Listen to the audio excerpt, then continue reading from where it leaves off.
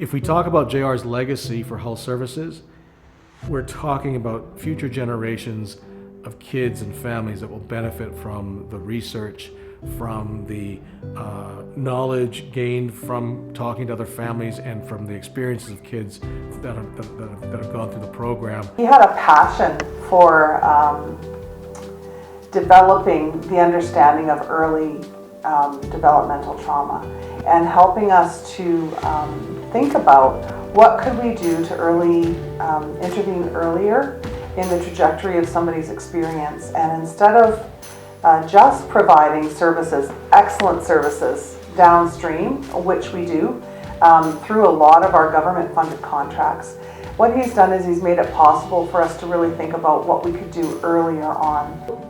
JR has had such an impact on Hull that we really wanted to pay tribute to him with this photo and this plaque.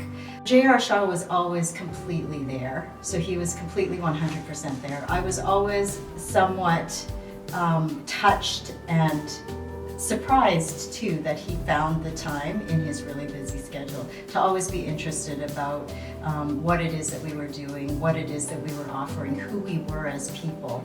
He'd like to see change, he'd like to see growth. He was always a man that looked at the details.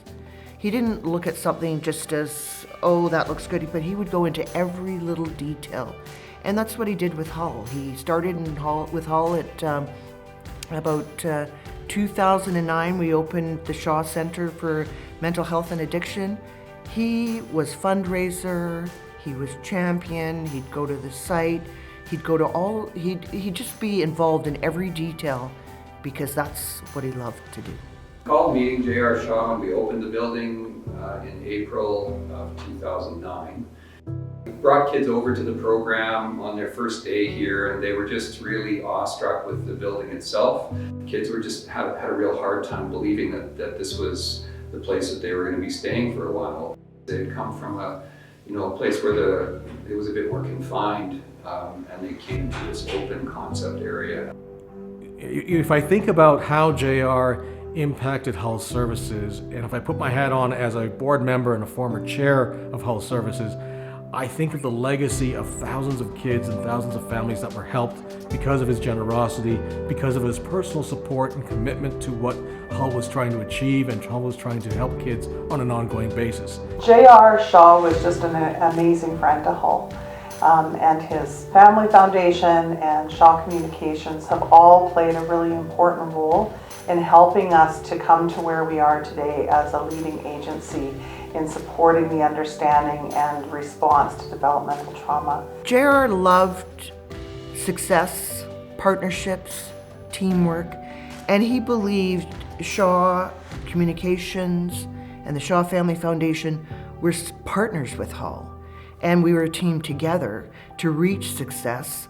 And I know that when Hull approached us a while ago and had a vision for the future, he was so excited to see how this neurosequential model could help kids not only in Alberta, in Canada, and possibly worldwide.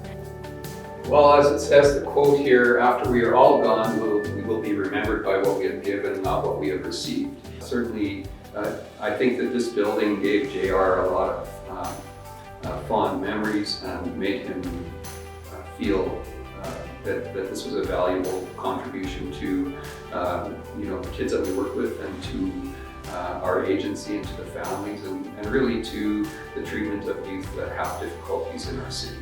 A quote that JR often says, it says, "We will see success as long as we are prepared to embrace new ideas and not accept the status quo." And I know he's a strong admirer of your vision and future.